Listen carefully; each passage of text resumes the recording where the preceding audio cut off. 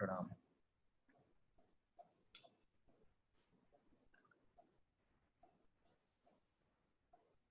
Shiva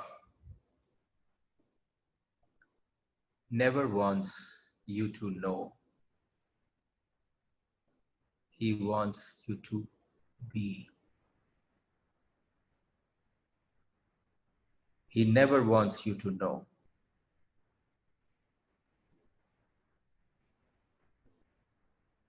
There are 3 stages. The first stage is being a student. The second stage is being a disciple. And the third stage is being a devotee. About 75 years back, there was a mystery school. The mystery school belonged to Mevlana Jalaluddin Rumi. And nobody has been gifted with this title, Mevlana. Mevlana meant the beloved master.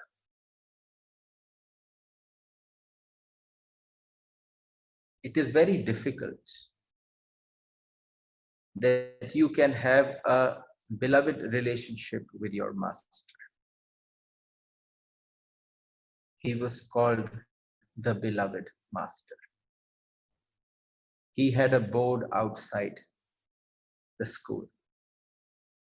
And the board said, this place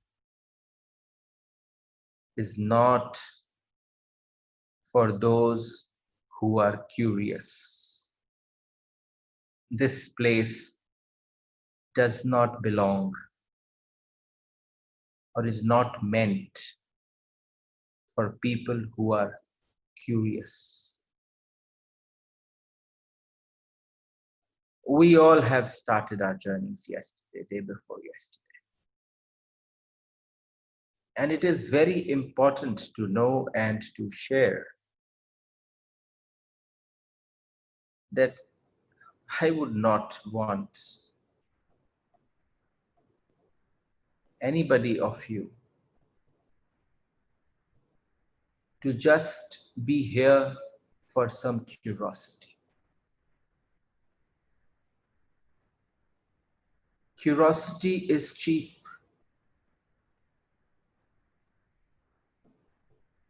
Because you just want to know. You just want some information. There is no quest in it. But the moment, and who is doing curiosity? Basically, only those people do curiosity or are curious who are students. They only want information.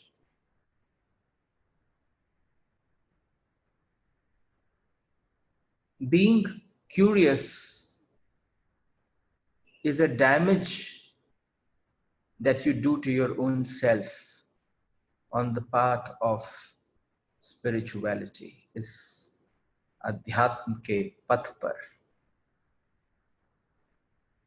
आप अपने साथ जो धोखा करते हैं वो धोखा ही just being curious है.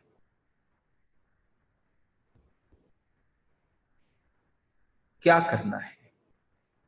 You just cannot be curious and enter into Shiva Tattva because he would want you to be, and to be you will have to undergo transformation. This period that probably it has been 100 days that we have been doing or attending so many lectures.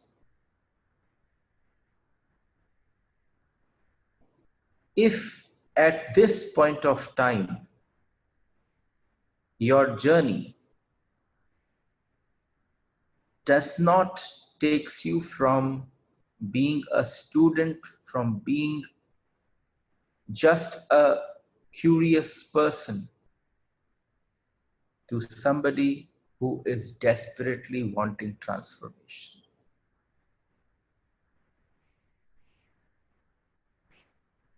Your thirst should become fiery.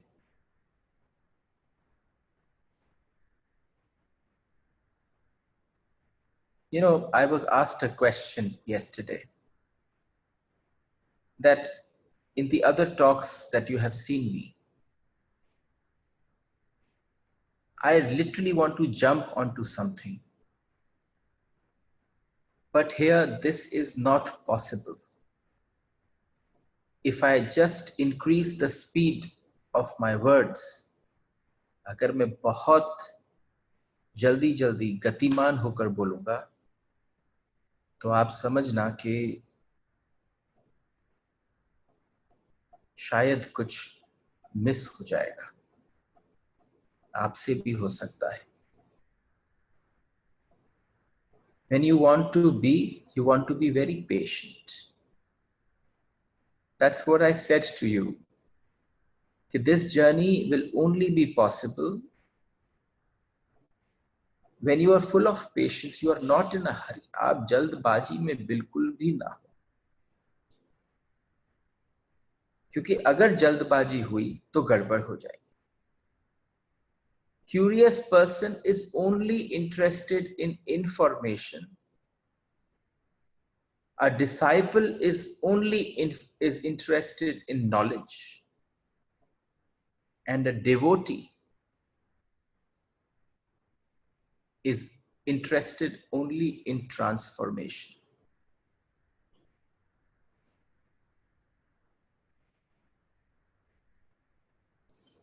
This is tattva.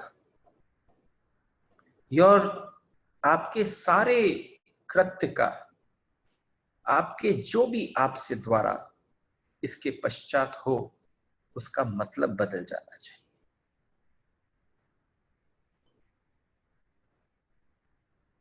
The truth should unveil. Truth is your very being. It is not your becoming. We feel that one point of time we will reach a level, we will become truth. No, it is not possible. You are truth, Satyam. The moment that thing comes, the devotee does not become the truth. He just does not become the truth. He discovers that he is the truth. वो सत्य ही है. So as long as you are working, आप जितनी देर अपने मनस पर काम करना चाहें करें.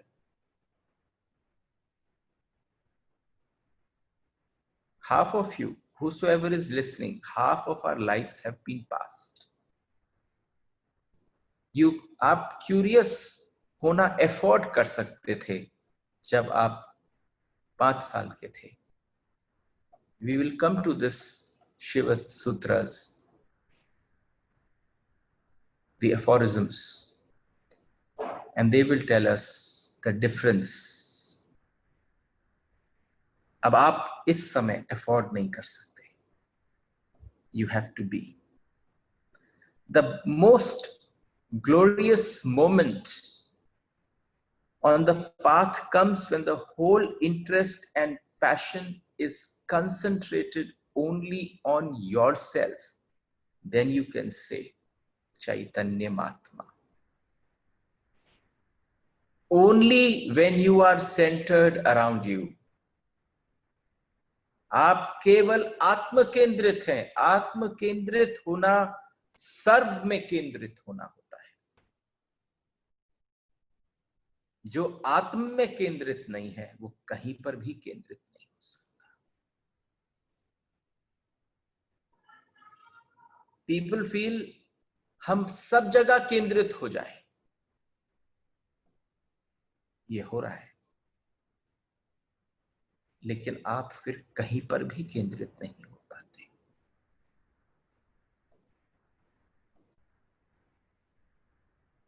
तो जब irrespective of whether you understand or not, you will remain authentic, essential, and existential. Authentic, essential, and existential. That is complete. That is how one's journey should be. Every time, any act, any thought that is touching you, your mind or your physical being, please judge it. Is it authentic? Is it essential? Is it existential? Don't be curious. I have purposely chosen. I always deny people who wants to go to Kailash just for adventure. Imagine this is going to Kailash with all of you. If this understanding does not come today, अगर ये विचार इस स्थिति पर आकर तैयार न हो जाए, because Chaitanya Mahatma, I have tried to see that you आप अपने एकांत को एंजॉय कर पाए। हम एकांत को एंजॉय कर ही कहां पाते। ये जो समय चल रहा है इसमें सब एकांत से परेशान हो गए। यही समय है सबको समझाने का, चैतन्य महात्मा है।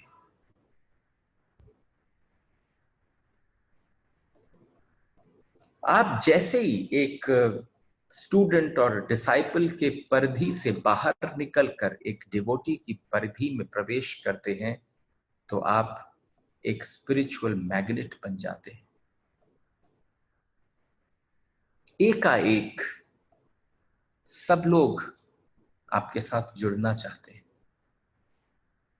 मेरी भरसक प्रयत्न होगा कि जब इस सेशंस के बाद हम बाहर निकलें तो हम सब एक स्पिरिचुअल मैग्नेट की भांति निकलें। वो एक बेहद अद्भुत और विलक्षण स्वरूप होगा हम सबका। सबसे पहली बात, जब आप एक मार्ग पर होते हैं, when you are on the path of divinity, curiosity disappears. It has to disappear. Please, it's a request.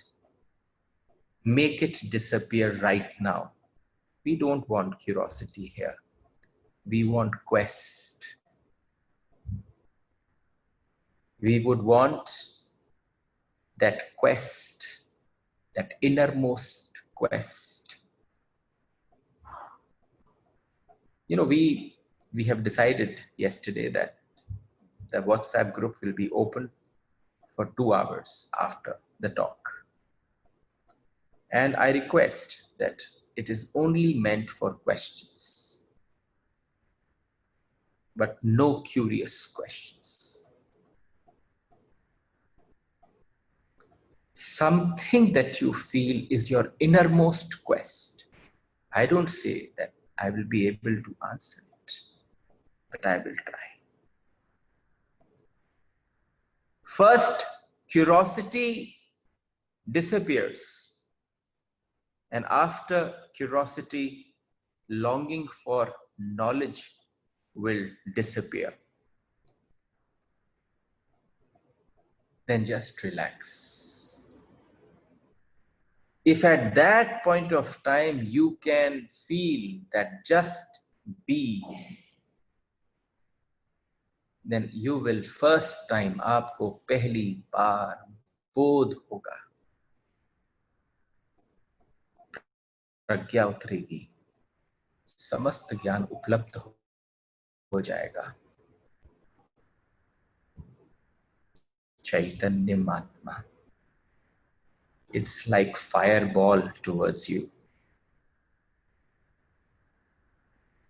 And सबसे पहली बात है कि जिस व्यक्ति ने चैतन्य महात्मा को एक्सपीरियंस कर लिया, उसने जैसे ही उसको एक्सपीरियंस किया, तो एक्सपीरियंस के सीधे बाद ही हम एक शब्द यूज करते हैं बार बार, और हमें जब हम संसार में रहते हैं तो वो शब्द हमको बड़ा कठिन महसूस होता है। वो शब्द है तप। तप क्या है? जिस व्यक्ति ने अनुभव कर लिया कि आत्मा ही केवल उसकी है और सब कुछ पराया है, ये व्यक्ति ने अनुभव कर लिया, और इस अनुभव के साथ जिसने जीना प्रारंभ कर दिया, वही तपस्वी है। केवल वही व्यक्ति तपस्वी है, और दूसरा व्यक्ति तपस्वी हो ही नहीं सकता। कोई और इस जगत में तप है ही नहीं। अरे, आप लोगों ने दूसरे प्रकार की तपस्या को स्वीकार किया है। आपने कैसा किया कि भाई उपवास कर लेते हैं, तप है। लेकिन आप समझो, किसी और को भूखा मारना अगर गलत है, तो आप स्वयं भूखे मरो, ये कहां तक सही है? तप क्या है? खुद को सताना भी तो हिंसा है। सामने वाले को सताते हो ना, वो गलत है, लेकिन व्यक्ति अपने आप को तपाना। धूप में बैठे हैं हजारों पक्षी, और कोई कहे कि धूप में खड़े रहकर तपस्या करो, तो आप बताओ, अब तक तो पक्षियों को मनुष्यों से पहले मोक्ष मिल जाना चाहिए था, लेकिन कोई मोक्ष प्राप्त नहीं हुआ। तो तप क्या है? हमारे डेफिनेशंस बड़े गड़बड़ा गए। हमने केवल रटा रटाया उधार सुना है, जलते अंगारे नहीं सुने। और अगर इस पल भी आप घबरा जाओ कि ना ना ना, ये मेरी सोच बदल रहा है, शिव का आगमन ही ऐसा है कि आप अपनी सत्ता पर प्रश्न करना प्रारंभ कर दें। आप अपने विचार पर कहें कि ये कैसा, मैं कैसे जिया हूं आज तक, ये समझ मुझे किसने दी? अगर आपकी कंडीशनिंग यहां जल जाए, तो समझो उसका आगमन प्रारंभ हो गया है। क्योंकि the moment your knowing ends, your craving to know, your curiosity ends. एक और बहुत बड़ा अभिशाप है हमारे जीवन में, वो है एक्साइटमेंट। बात बात पे सबसे पहले क्यूरियोसिटी एंड होनी चाहिए। That is the cheapest thing, और उससे भी ज्यादा चीप है excitement. You all get excited at small things. You consider ये हो जाए तो I will be on a high. और जैसे ही आप वहां पहुंचते हैं, एक्साइटमेंट के लेवल को बढ़ता है, प्राप्त करते ही उससे 100 गज 1000 गज नीचे पहुंच जाते हैं। बढ़ा और घटा एक क्षण में।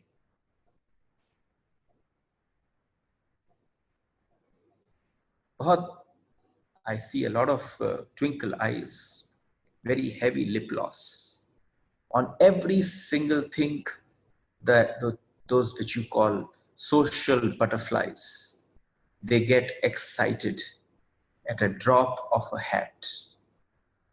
Ask them.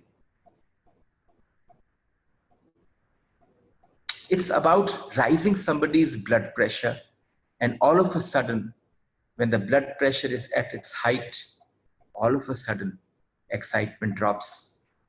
You suffer from low blood pressure. Curiosity must end, and excitement must end. Must end.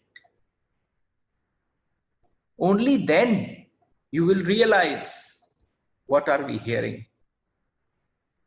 What are we sharing? Just see among yourself a person who's not curious. Just see a person who's not excited at every small thing. And be ready when Shiva will bring you there. He will share the difference. So what is required is tapa.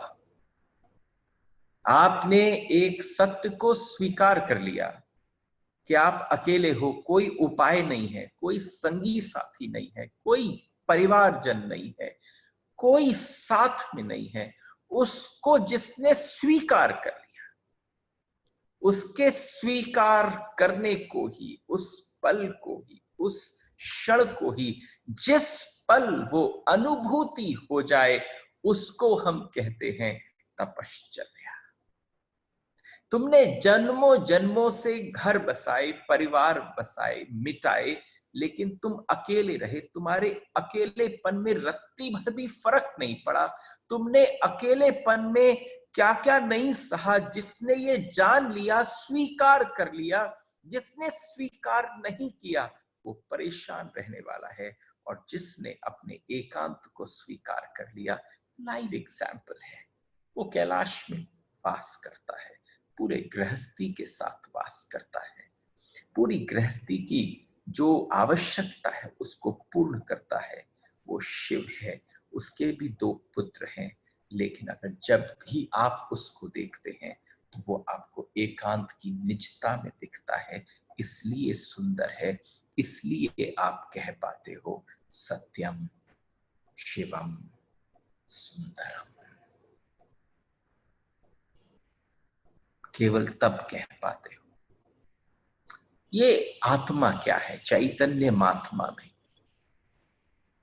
आत्मा का मतलब क्या है? आत्मा एक अनुभव है, सिद्धांत नहीं है। आत्मा एक अनुभव है, और अनुभव है चैतन्य की तीव्रता का। देखो, मेरे को पता है कुछ लोग ऐसे हैं जिनको बहुत सरल, एब्सोल्यूट रेडीमेड, मतलब यहां कठिनाई है।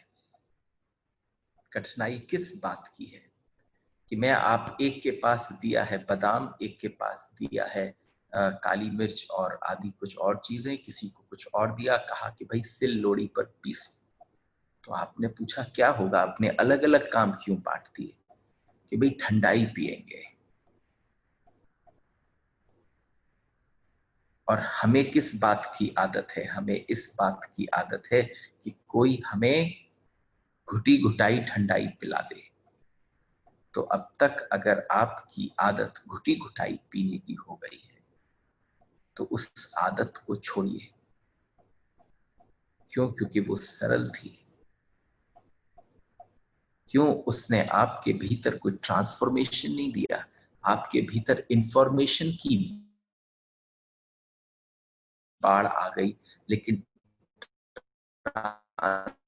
ट्रांसफॉर्मेशन की पहली सौगंध पर नहीं पाए। इसलिए आवश्यक है कि आप इस वाक्य को थोड़ा गंभीरता से श्रवण करें। मैं कह रहा हूं कि आत्मा क्या है? आत्मा अनुभव है चैतन्य की तीव्रता का। आपके अंदर कॉन्शियसनेस की जो तीव्रता है, वो किस इंटेंसिटी की है, वो कहां तक पहुंची है, वो जहां तक पहुंचेगी, जितनी ऊंचाई तक पहुंचेगी, उतने ही तुम आत्मावान हो।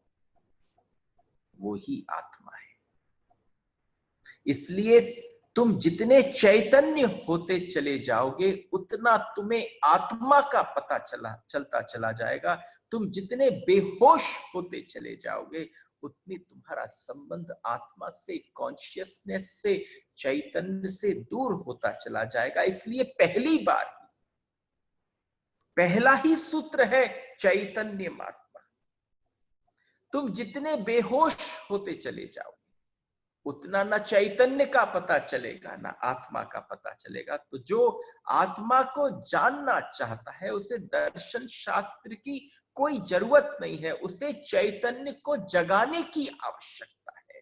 तुम्हें किसी शास्त्र ग्रंथ को पढ़ने की जरूरत नहीं है।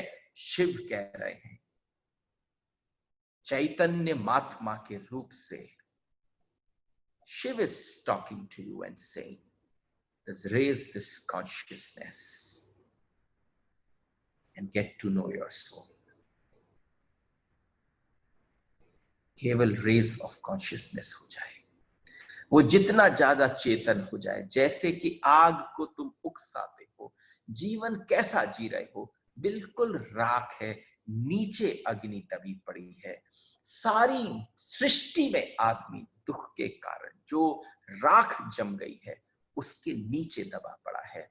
और आपसे कहते हैं तीव्रता बढ़ाओ, तो तुम एक हाथ में पाइप लेते हो, राख पर फूंक मारना प्रारंभ करते हो, राख पर फूंक मारते हो, अग्नि प्रज्वलित हो जाती है। उस अग्नि के प्रज्वलित होने का साफ साफ मतलब यही है कि तुम राख हटा दो अपने ऊपर की।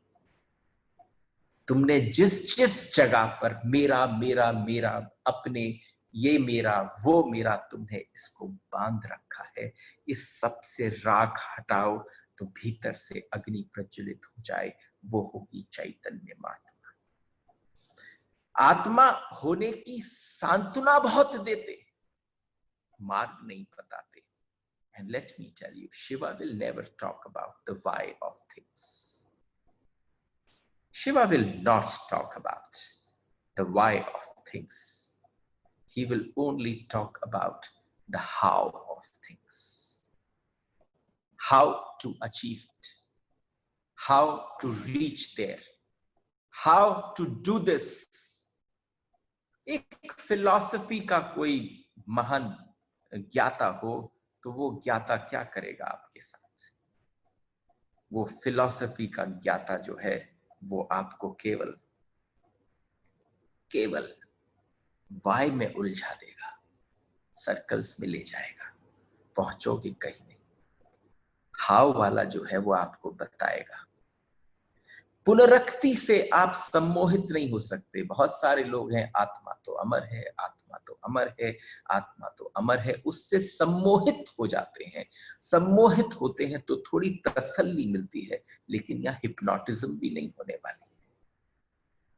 एक किसी के बच्चा पैदा हुआ, और जब बच्चा पैदा हुआ तो पहला लड़का था, तो उसने कहा, अरे कितनी खुशी की बात है, सारे मित्रों को फोन किया, इकट्ठा कर लिया कि आओ चलो हमारे पुत्र हुआ है, थोड़ा आनंद कर लें, थोड़ी मस्ती कर लें। और सारे के सारे एक मंदिरालय में पहुंच गए। अभी तक अस्पताल जाना चाहिए था बालक को देखने के लिए, लेकिन उन्होंने कहा कि नहीं नहीं, पहले मस्ती कर लेते हैं, इस मेरे पुत्र हुआ है, इसमें खूब आनंद कर लेते हैं, छोटी सी पार्टी, गेट टुगेदर कर लेते हैं। जब सबने कहा कि कर लेते हैं, तो तुम एक ही खुशी जानते हो। हमारे जीवन में हमने एक ही खुशी जानी है, वो खुशी है बेहोश होने की। लेकिन अगर कोई आकर तुम्हें होश में जगाए, अरे बुद्ध, महावीर, शिव, कृष्ण चिल्ला चिल्ला कर बोल रहे हैं कि एक ही आनंद है इस संसार में, वो है होश। और आप बार बार कहते हो कि नहीं नहीं, एक ही सुख है इस दुनिया में, कि वो है बेहोशी। इसलिए क्योंकि आप दुख से पीड़ित हो। आपका जो पर्सपेक्टिव है वो दुख से इतना ज्यादा घिरा हुआ है कि सारी दृष्टि उसकी बेहोशी से भर जाती है, और जब भर जाती है तो आप उस समय पर समझ नहीं पाते ये आपके साथ क्या घट रहा है। जिस समय पर आवश्यकता पड़े, तुम एक बात समझना, कर्म किसको कहते हैं, ये बहुत इंपॉर्टेंट एस्पेक्ट है। We will come to this point somewhere in Shiv Tattva. I think there will be a talk on karma, akarma and vikarma. But when we are talking about something here, आपको जिस खेत से गुजरना पड़ता है इस जीवन में, वो खेत में जो फसल है वो कर्मों की फसल है। आप बार बार बेहोशी में जाते हो और आप कर्मों की फसल को बढ़ा देते हो, लेकिन जब कोई व्यक्ति बेहोशी से होश की यात्रा करना प्रारंभ करता है, चैतन्य महात्मा बोलता है, तो आप समझना हर जन्म में तुम्हारे कर्म की श्रृंखला, कर्म की खेती बढ़ गई है। उसको घटाते नहीं, तुम बढ़ाते चले जाते हो। होश से भरोगे पहली बार, तब काटोगे, लेकिन जब होश से भरोगे तो एक दुख के पीरियड से गुजरोगे, क्योंकि दुख आपको स्वयं काटना पड़ेगा। दुख आपके लिए कोई और नहीं करेगा, क्योंकि जो आपने खेती बोई है, जो बीज डाला है, वो बीज आपने दुख का डाला है। दुख का बीज कहां से डलता है? दुख का बीज सिर्फ तब डलता है जब आपका वचन, आपका विचार, आपका कर्म बेहोशी में होता है। जो जो व्यक्ति बेहोश में किसी चीज की शुरुआत करता है, हम कितने बेहोश हैं, जाते हैं सुलह करने के लिए, किसी को मनाने के लिए लड़कर आ जाते हैं। आप देखो कितनी डगमग डगमग जिंदगी चल रही है।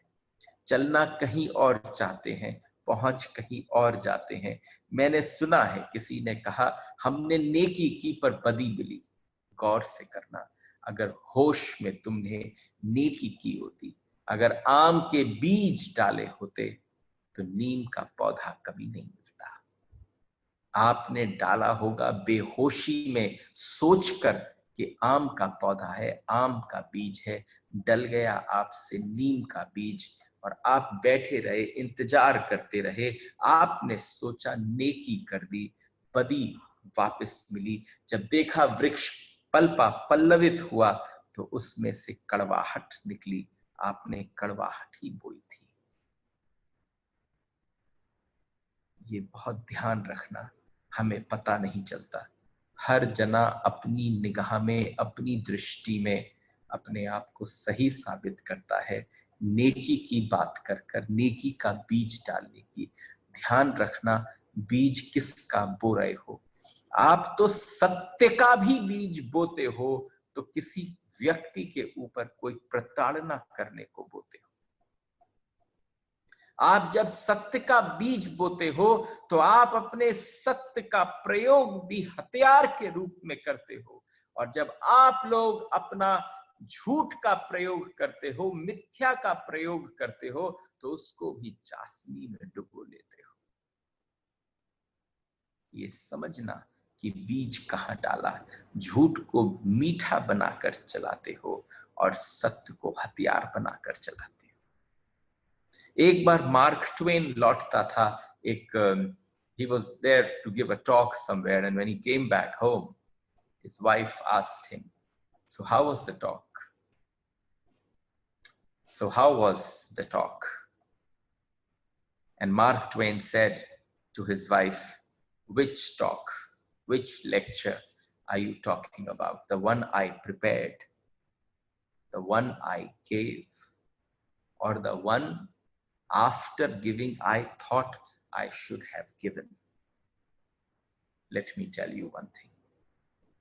Let me tell you, I have not ever come to this situation in the last 5 years after this joy of being in yourself. The lecture, because I don't prepare. I don't prepare. then I don't regret that I should have given that.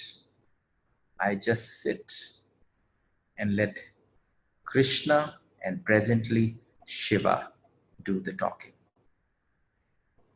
But we have all this problem. After every time when we come back home from a talk, we always have 3 talks in our mind. One that you prepared, one that you gave, and the last that you wanted to give. So चैतन्य महात्मा, ये बात आपके भीतर बहुत अच्छी तरह से घर कर जाए कि आपने क्या बोला, आपने जीवन कैसे जिया। तुम नितांत तुम हो और कोई भी नहीं है। आइए दूसरे सूत्र पर प्रवेश करते हैं। द सेकंड सूत्र इज बहुत हैरानी करने वाला सूत्र है। ज्ञानम बंध, ज्ञान ही बंधन है। आपने अभी तक क्या सोचा था? सारी मुक्ति ज्ञान से है। इसीलिए हमने कहा ये दूसरा अंगारा है, ये दूसरी चिंगारी है।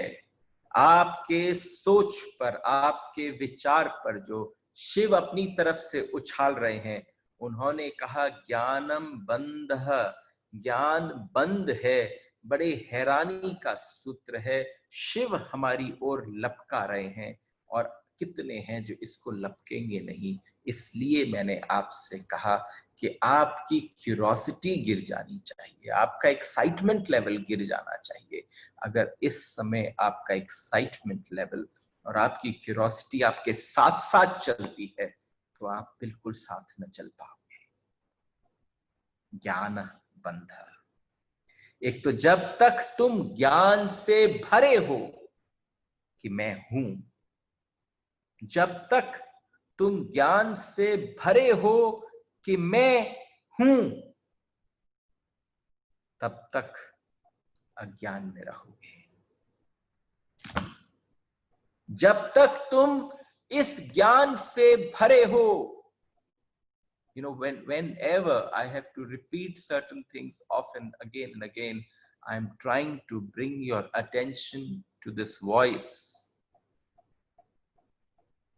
जब तक आप इस ज्ञान से भरे हो कि मैं हूं, बोल के देखो, मैं हूं, तब तक आप अज्ञान में रहोगे, क्योंकि मैं अज्ञान है। ये जो परसेप्शन है तुम्हारा मैं, ये केवल इग्नोरेंस है, ये इग्नोरेंस ही है, ये मौजूद ही नहीं है। ये तुम्हारा सेल्फ डिसेप्शन है, ये आपने बना लिया है। ये आप हो ही नहीं, क्योंकि आपका आपसे संबंध नहीं हुआ है। अहंकार अज्ञान है। जिस दिन तुम आत्मा से भरोगे, उस दिन हूंपन तो रहेगा, मैं मिट जाएगा। जिस दिन तुम आत्मा से भरोगे, उस दिन हूंपन तो रहेगा। एक वृक्ष के नीचे बैठ जाओ, किसी कमरे के ऐसे एकांत कोने में थोड़ी देर बैठकर एक बार, केवल एक बार जाकर जरा बार बार बोलना। कोई मंत्र बोलने की जरूरत नहीं है, केवल इतना बोल देना, मैं हूं, मैं हूं। जब जब तुम्हारे मुंह से मैं निकलेगा तो तुम्हें कुछ न पता चलेगा, लेकिन जैसे ही हूं निकलेगा तो तुम्हें समष्टि तुम्हारे साथ दिखेगी। जिस वृक्ष के नीचे बैठे होगे, उस वृक्ष का हूं और तुम्हारा हूं जब मिल जाए तो समझना हूं ही अस्तित्व है। मैं है ही नहीं, मैं था ही नहीं। तुम कभी भी न पाओगे। हु को तुम सब जगह पाओगे, मैं तुम कहीं पर भी न पाओगे। सब जगह तुम्हें अस्तित्व मिलेगा, लेकिन अस्तित्व के साथ तुम्हें अहंकार कहीं नहीं मिलेगा। अहंकार तुम्हारी निर्मित है। You have created it. ज्ञानम बंध, दूसरी चिंगारी। आप समझो जब वो कह रहे हैं अज्ञान में ही तो जी रहे हो। ज्ञानम बंध, अहंकार तुम्हारी निर्मित है, वह तुम्हारे द्वारा बनाया हुआ है, वह झूठा है, वो असत्य है। जिसको तुम सत्य मानकर जी रहे हो, अहंकार तुम्हारी निर्मित है, उससे ज्यादा अप्रामाणिक कुछ भी नहीं है। वह काम चलाऊ है, उसकी संसार में जरूरत है, लेकिन उसकी सत्य में कहीं पर भी जरूरत है। जिस जिस आदान प्रदान के लिए हम दोनों बैठे हैं यहां पर, उसमें अहंकार की आवश्यकता नहीं है। जब तक तुम क्यूरियस हो तब तक तुम अहंकारी हो। जब तक तुम्हारे को छोटी छोटी बात में एक्साइटमेंट होता है, तुम अहंकारी हो। लेकिन जिस पल तुम्हारा अहंकार विगलित होता है, तुम केवल हूं हो। Shiva does not want you to know, he wants you to be. He only wants you to be. तो एक तो मैं हूं, ये बंध का कारण है। एक मैं जो हूं वो बंधन का कारण है। इस मैं की जानकारी का जो